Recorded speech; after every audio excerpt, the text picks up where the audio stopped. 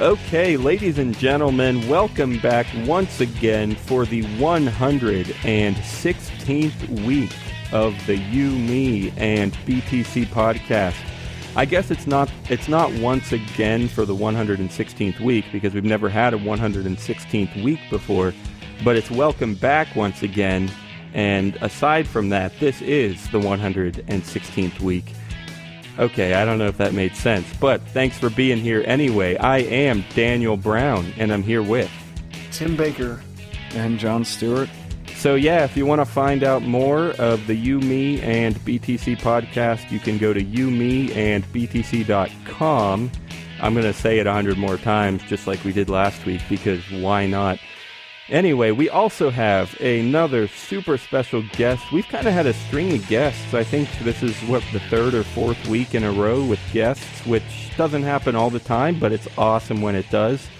And I think, first of all, we have with us Miss Angela Keaton, editor. I don't know. She helps run antiwar.com. So, Angela, thanks for joining us today.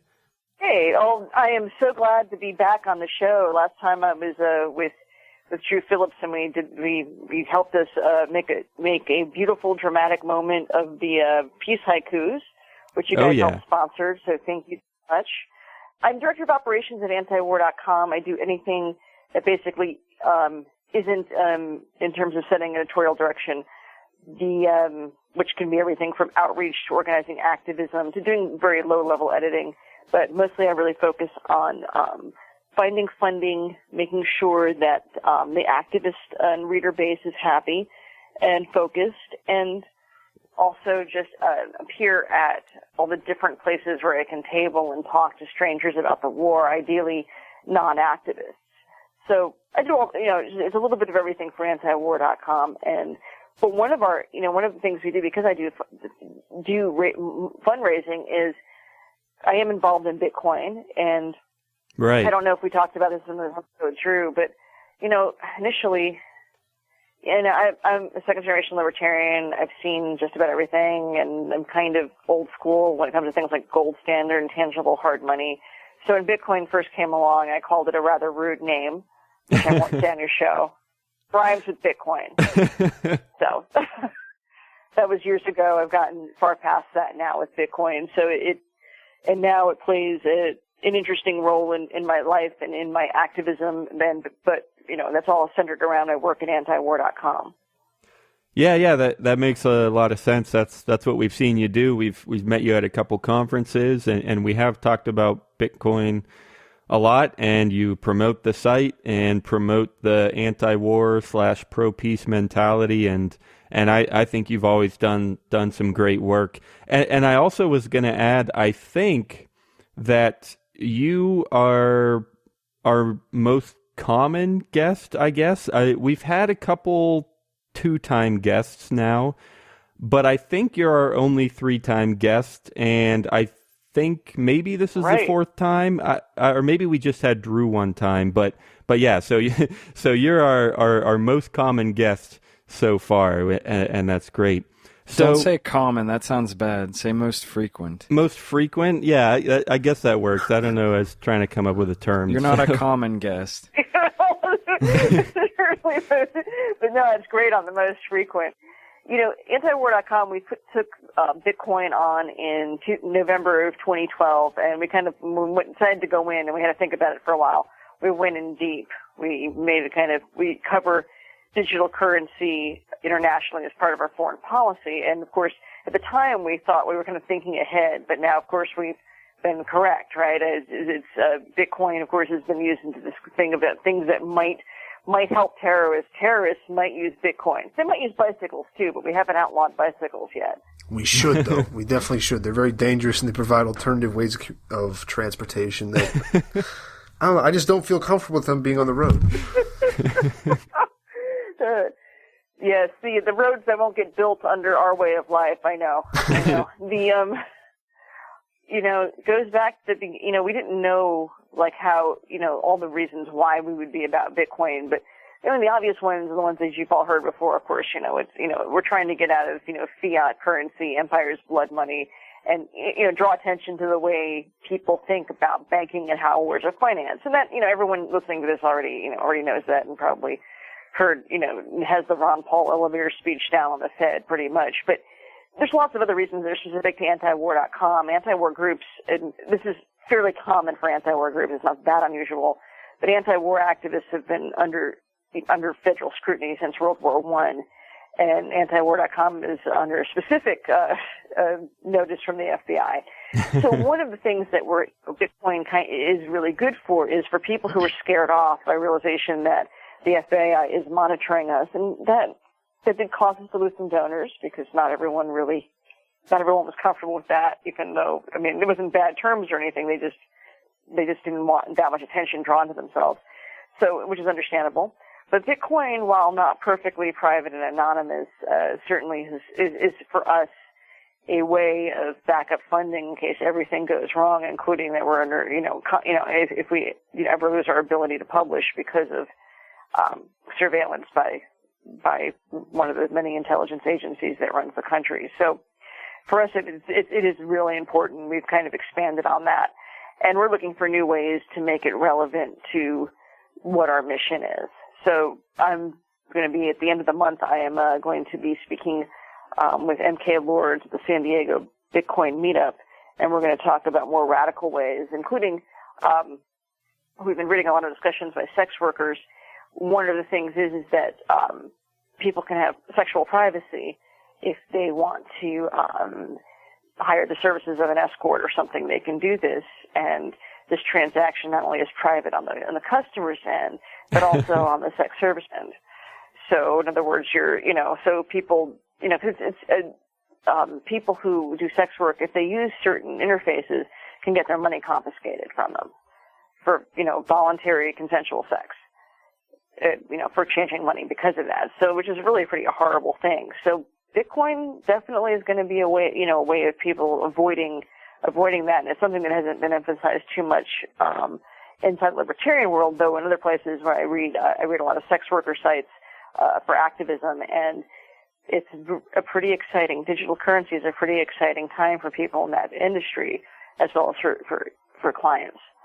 So that's one of the things we're going to touch on, and hopefully people will see that really is a good, positive reason why. Yeah, that's actually funny. We have a tool on our website that allows people to create an image that displays a Bitcoin price, and every time the image loads, it displays the correct price. So if you want to sell something for $100, you can create an image that will always load the Bitcoin price for $100 or whatever price you set. And every day we get hundreds of hits from I think it's an escort or something like that, who he has a website, and he uses our images, our Bitcoin price images, to sell his services. And we get so many hits from him every day, or her. It might be I think it's a transgender, I forget. But anyway, I thought that was interesting because that's about what's going on right there. So it's definitely going to allow people to have private lives and regain some privacy from the United States government. I mean, we can do this. I mean, it is possible that we can, we learn to create privacy for ourselves, especially hopefully in our financial and business lives. So, which is very important. It's just as important to us as, every other aspect of our lives. So, that's why I'm not just pushing it in terms of the war matter, but thinking of it in terms of all the things that we can do that can be private and safe and normal again because we have Bitcoin. Yeah, so I should ask, I think we asked almost this exact question in our first interview, which had to be over a year ago. Probably a year and a half or so. And that was, probably a couple months after we first met you and after we first started learning what you were all about and everything at the Bitcoin and the Beltway conference.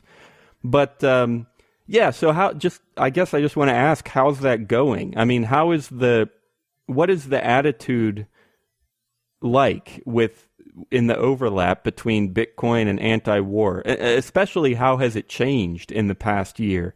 Have you gotten a lot more interest and donations with Bitcoin? Is it maybe more of just a backup thing that people know about and they're willing to use if they need to? I don't know. Yeah, what's going on there?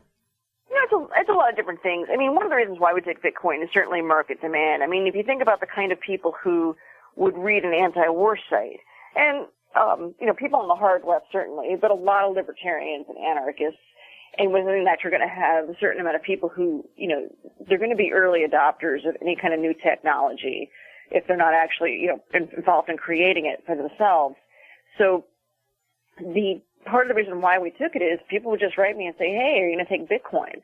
And I got enough of those letters to where I decided, this might be the right thing to do. And this, I had folks explaining it to board members who, like me, in a more traditional Austrian approach to economics, about things that, that money is being backed by something that's real and tangible. But once I got past that, and once the rest of us got past that sort of bit of squeamishness, it was amazing what happened, and they get a lot of interest from certainly from Bitcoin charities. Now this is back, November of 2012. So I mean, things were a little bit different in 2013 for Bitcoin generally. So, we got some rather sizable donations, and some of our regular donors decided that they would like to give in Bitcoin. Some this is not just because of the reaction to the FBI matter, but also because they really believe in digital currency. And they want, this is, it's like a double political stance for them. So that's why it was very exciting. But it goes in phases.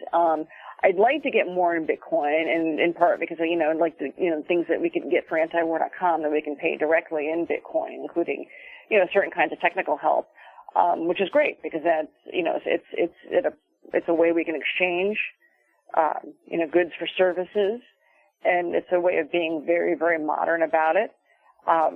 And also, partially at least trying to live by certain principles. And, we have vendors who are very, very big in the Bitcoin world too. I'd be remiss if I didn't mention, one of our main sponsors, which is Roberts and Roberts. And if you go to rrbi.co, I think, yep. .co. Yes. Yep. I know it was screwed up, but, it's just, we have people who know a lot about hard currency who are Bitcoin enthusiasts. That means it's probably a smart and good thing. So, yes, for us, it's definitely, it's part of a long-term strategy. Yes, it's kind of hopefully a backup plan as well. It should be. I'd like it to be. But also it's the future, and I want to live, in the future, as, a lot of the staff does. Well, maybe not our editorial director, Justin Raimondo. He might not want to live in the future, but in the 90s, Bitcoin would have been great. So, that's it. For us. It's definitely the right thing.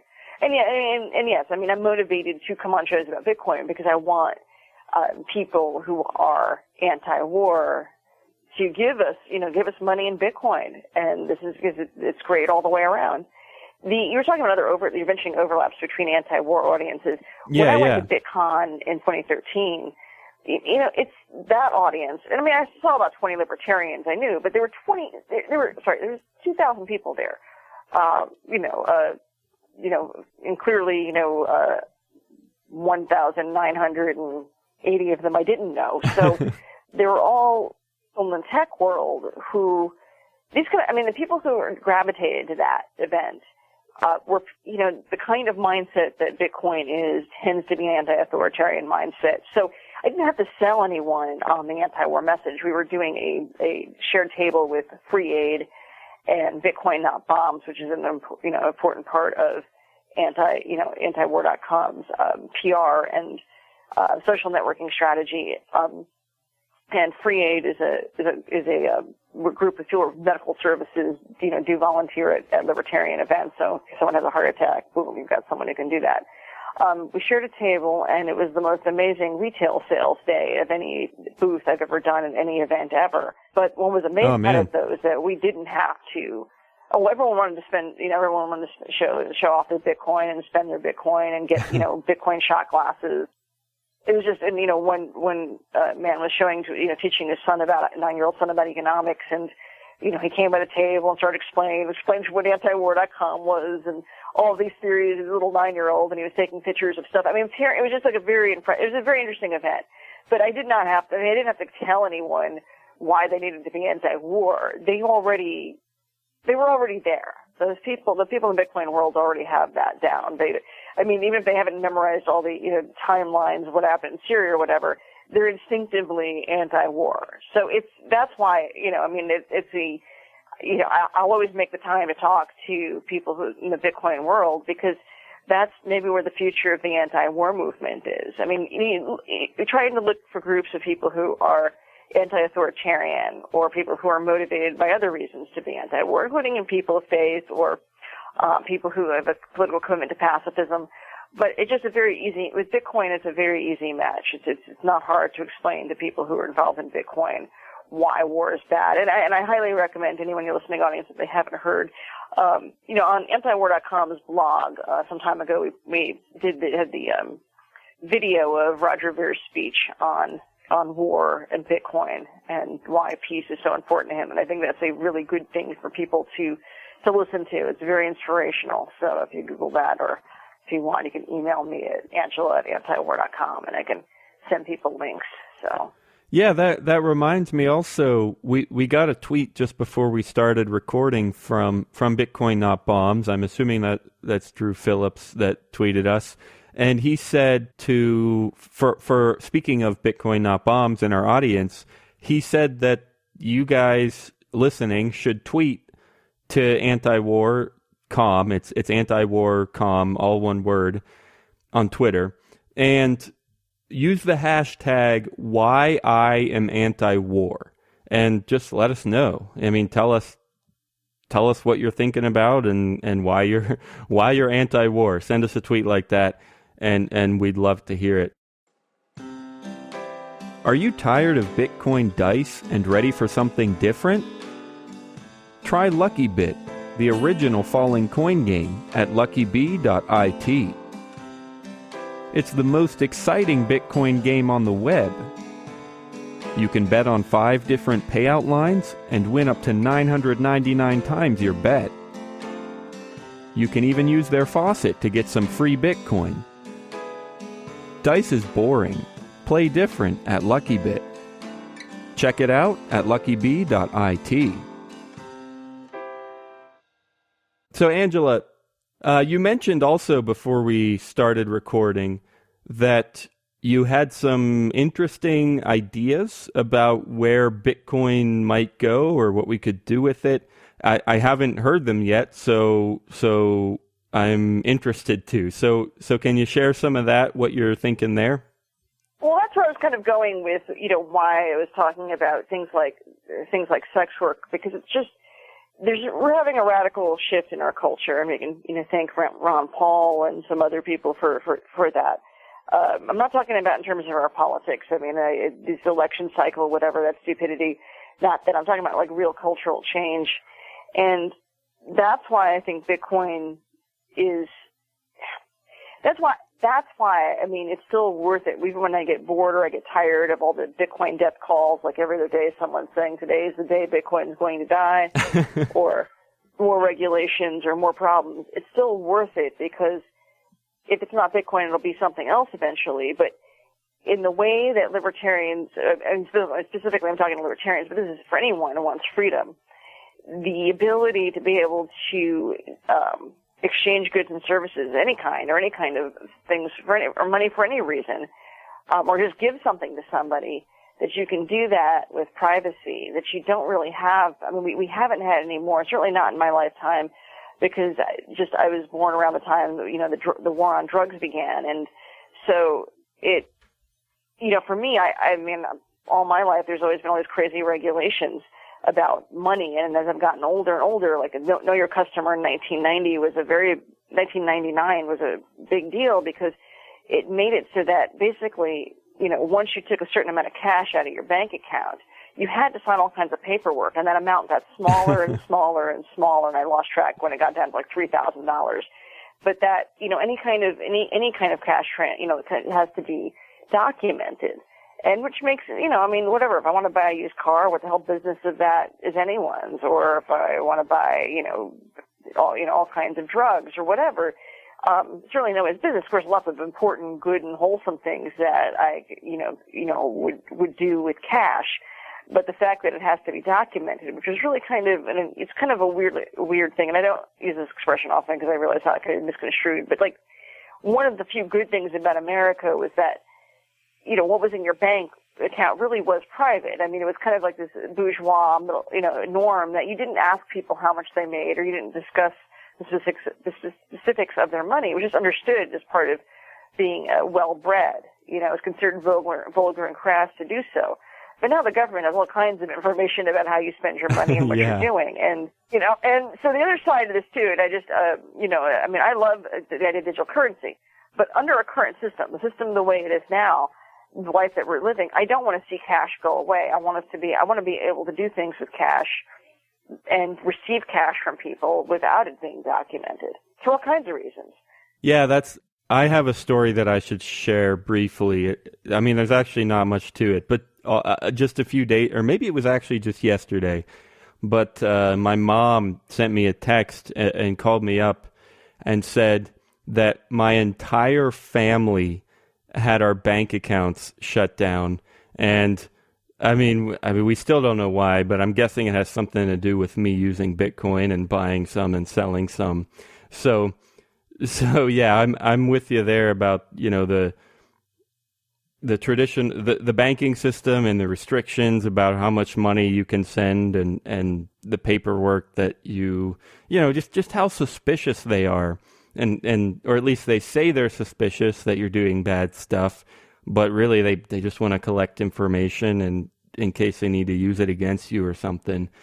Well, yeah, that happened to me the other day, and it is a whole fiasco. But anyway, yeah, I completely agree.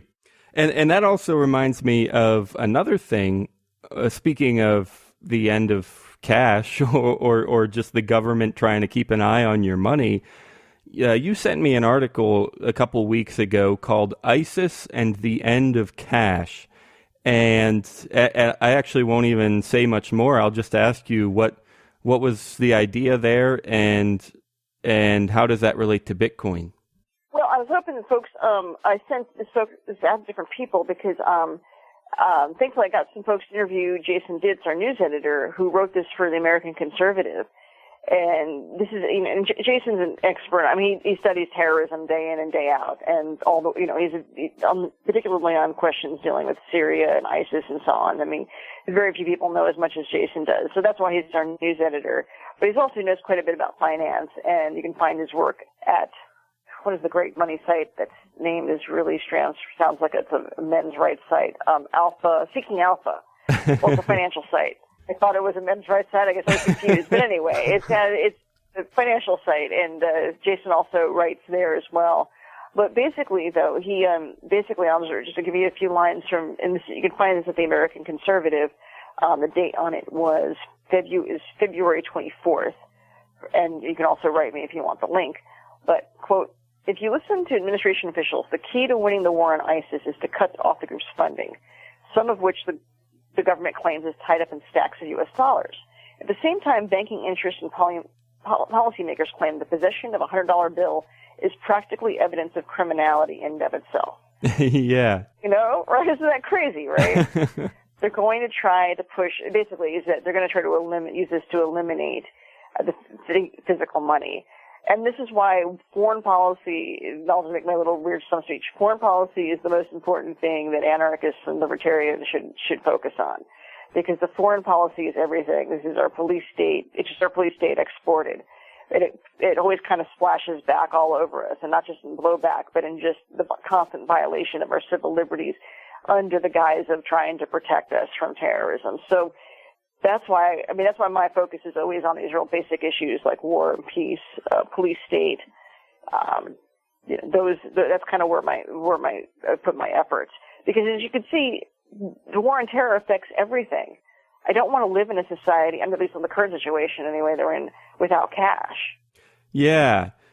So you mentioned also that, just like they want to end cash because they think they can watch you better. You briefly mentioned before we started recording that in some ways that's one of the risks of Bitcoin, because it is online and people can see it, just like if we had no cash. So can you share some thoughts on that? I mean, how much risk do you think there is? Do we need to be worried about them watching Bitcoin too much or anything? I mean, do you think ISIS, I know there were some headlines that said like ISIS was using Bitcoin before, and I don't know how true they were, but what do you think about that? Should we be worried about actually using Bitcoin in some ways?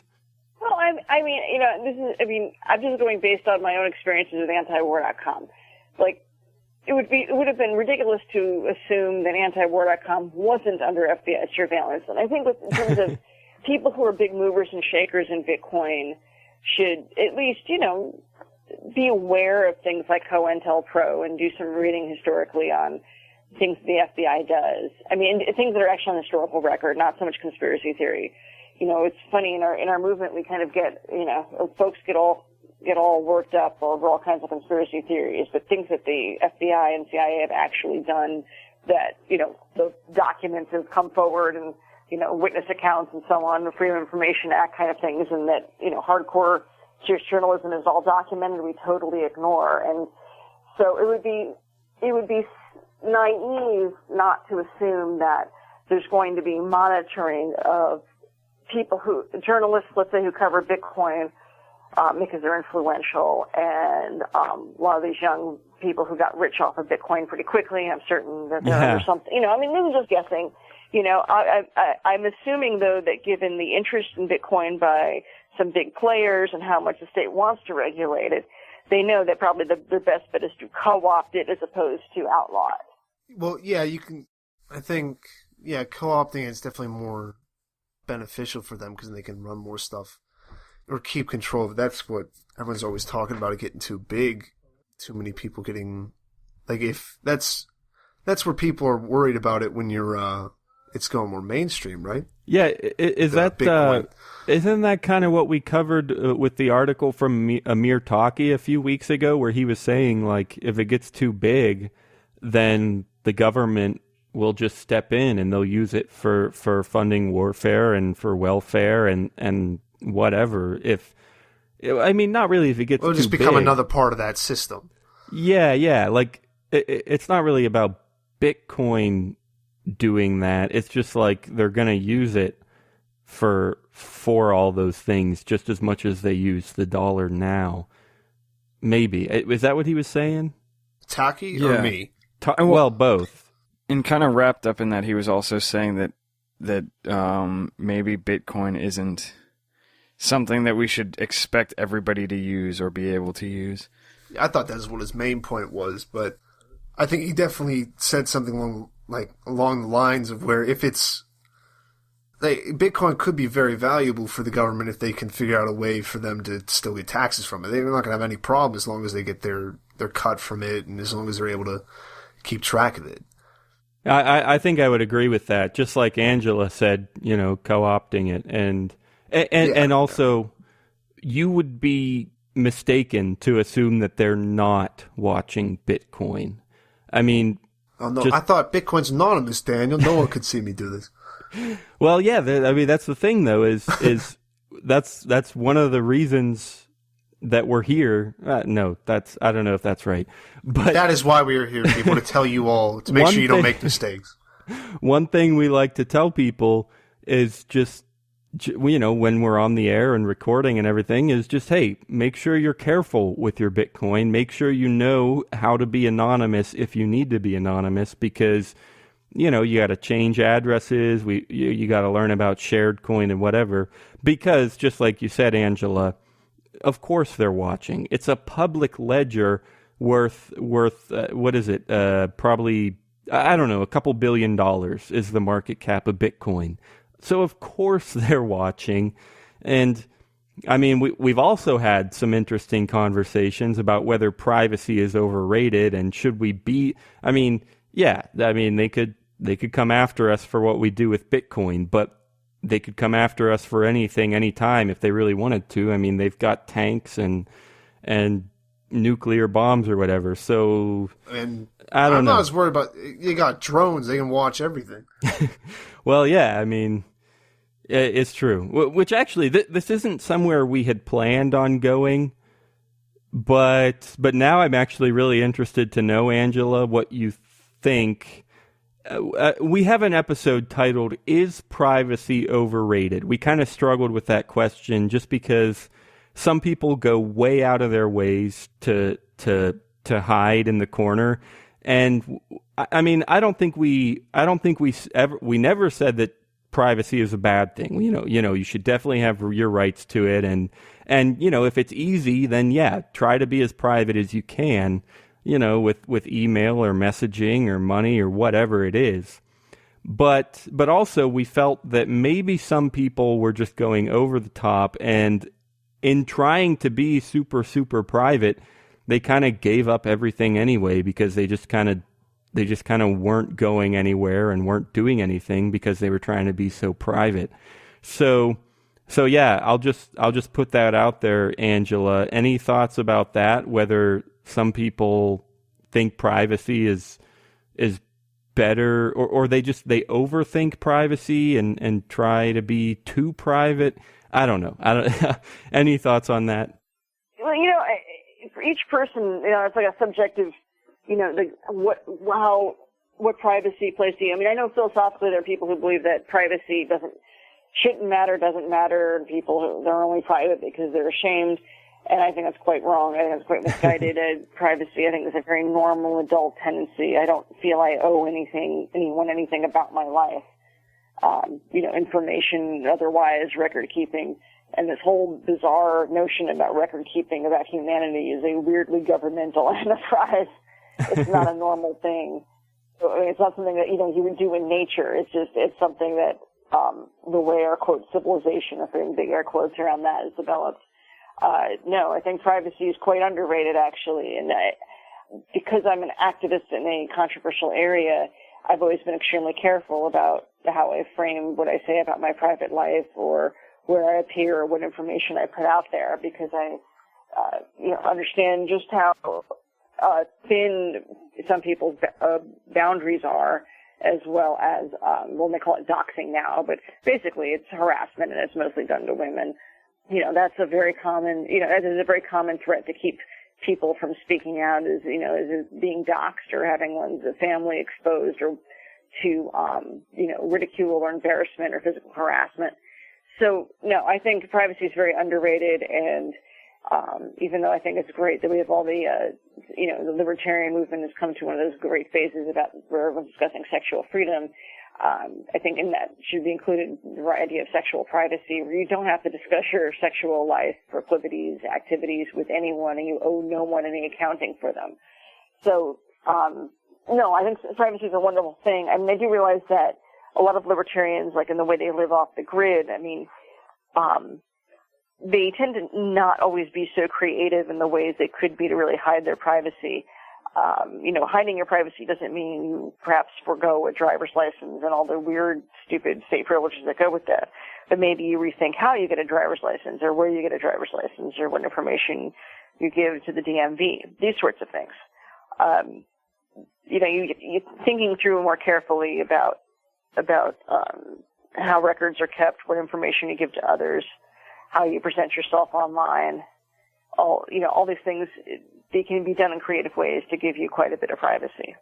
Yeah, I think that's in a way like exactly what we were talking about, because I think when we were talking about privacy being overrated, we were kind of thinking in terms of the people who like won't get a driver's license at all, or like, I guess to make it more applicable to you, like if you were gonna do anti-war and use a pseudonym for like everything you did, and you would never talk about any of the stuff that you were writing on the website in person with anyone, because then they would link you with it and all that kind of stuff. Privacy to the point of where you're almost not even being a living human being that's like interacting with the world. Well, yeah, I mean, the state kind of drives, kind of creates that weird personality distortion. Because at another time you could just be going about your business, living in a rural area, and not have to think too much about your privacy, because no one would be out looking for you, and people knew them. I mean, minding. I mean, I think most of the world's problems, like character defects and problems, that can all be traced to people not minding their own business. Fair enough, yeah. Yeah. The crux of all this is people not minding their own business. Like, if people stayed out of each other's business, just think how much more civilized everything would be. Yeah. I definitely completely agree. And also one of the reasons, like you said, Angela, I think you said paralyzed. You know, it seems like some people just kind of hide in a hole and don't accomplish anything because they go about privacy in all the wrong ways. And, well, yeah, I guess I'll just say that, you know, the person that I had in mind when I was talking about being overly private, you know, now that I think about it, you know, this person was like, they were afraid to give their name out on the internet and use email addresses and stuff. And I thought that was weird, but now that I think about it, like, and the drawback of that is, you know, you can't be active, you can't promote liberty, you can't promote peace and stuff. But now that I think about it, even though this person was private like that, I think he actually did a whole lot of activism and accomplished a whole lot and reached a whole lot of people. And which actually, you know, like I said, now that I think about it, that actually makes him a pretty creative person, and I guess that's a good thing. So you just have to keep things separate. That's part of the thing with the privacy thing, is keeping.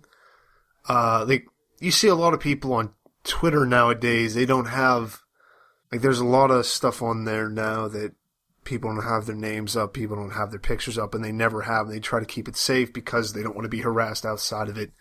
But that's an example. You can still do stuff outside of it. You just can't be associated with whatever brand you've built up behind the pseudonym.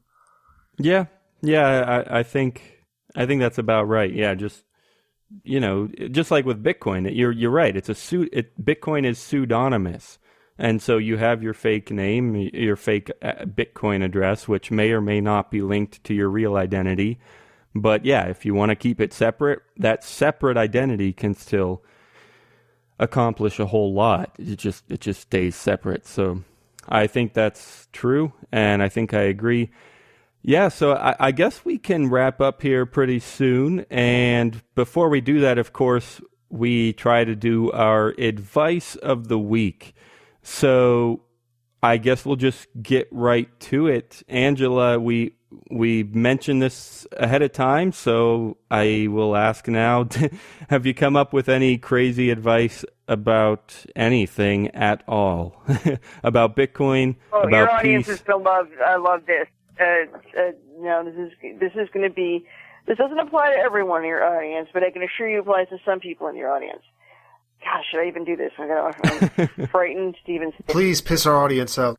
Well, okay, this is very exciting. I discovered marijuana about a little over a decade ago, and it changed my life, but I didn't know how much it was going to change my life. And what's really, really exciting to me is that yesterday I went into a store, and this is going to be the thing that changes my life.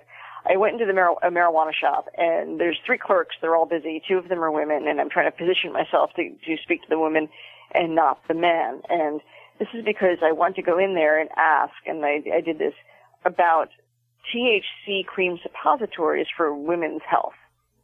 And this is like the thing that's going to be the most life-changing thing in my life. So my big advice is, whatever your problem is, no matter how difficult or painful, marijuana suppositories is going to be your answer.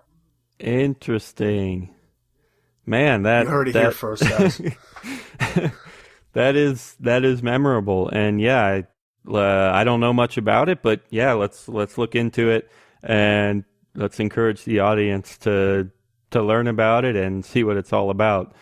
Oh, I'm trying to think of a smoke weed every day joke off of this. God damn it! Use what were they called again? It's a suppository, so it needs to be. Oh, there's got to be something here. Use suppositories every day. I mean, no, no. Shut up, Daniel. Is that what you're going for? No. Anyway, just keep going. Maybe I'll think of something.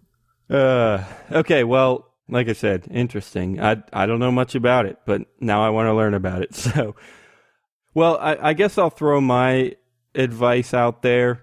And this is because we've always well, not always, but for a long time, we've called ourselves Your Bitcoin and Liberty Podcast. And we've focused on kind of the overlap between the two. I mean, sometimes we just talk about one or the other, but a lot of times we get into the overlap between Bitcoin and liberty. And we talked today about the overlap between Bitcoin and anti-war.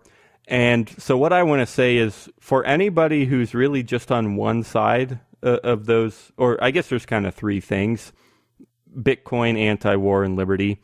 Anybody who's just listening because of one of those things, look into the other ones too, because there is an overlap there, and there's a reason that so many people are interested in all of these things.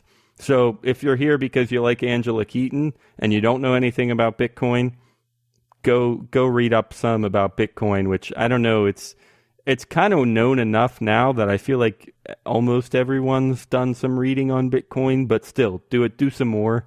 And same way the other way around. If you're here because we talk about Bitcoin, well, go to antiwar.com, learn what that's all about, and just, try to learn about the overlaps here. So, yeah, I may just be hijacking Expand your horizons. I may be hijacking you a little bit, but I guess, like we've been saying kind of the whole show, if you do actually kind of delve into these things and look for what they're really about, I think you will see that at the very heart of it, there is a lot of overlap.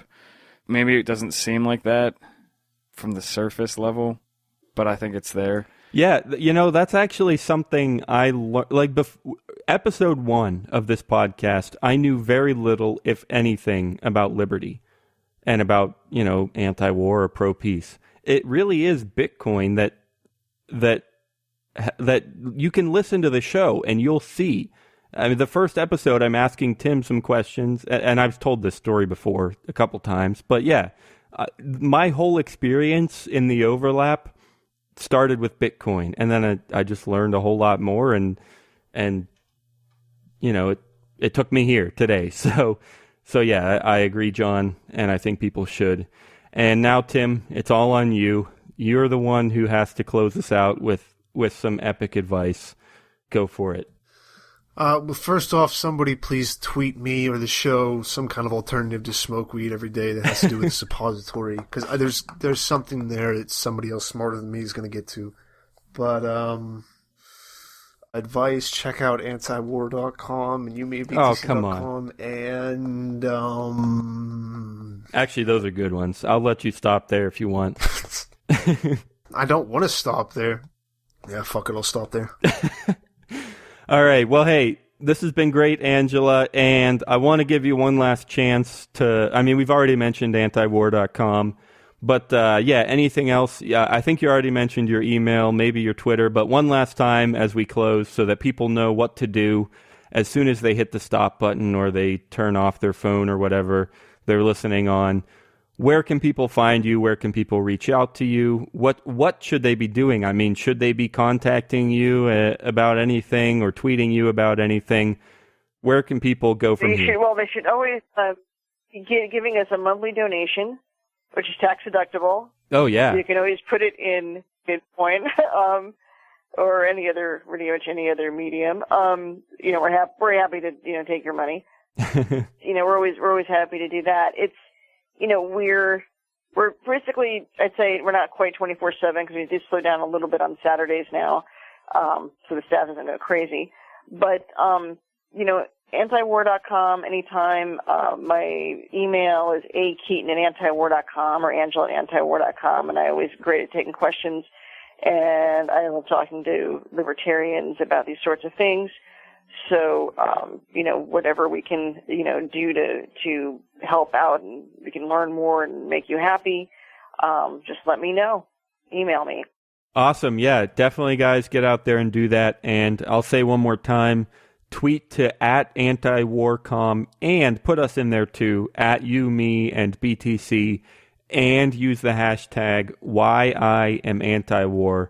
and let us know why you are or why you're not. I don't know. Tweet us anything, because we just want to know. We want to know what's going on, whether you are or aren't anti-war, because if you're not, then we want to start arguing with you. So we'll do that. Oh, that's great. Angela, thanks so much for joining us today. And maybe we'll continue to have you most frequently, and hopefully it's pretty soon. So thanks a lot again for being here today. Oh, thank you so much, and can't wait to hear this episode. Thanks. Thank you. Thanks.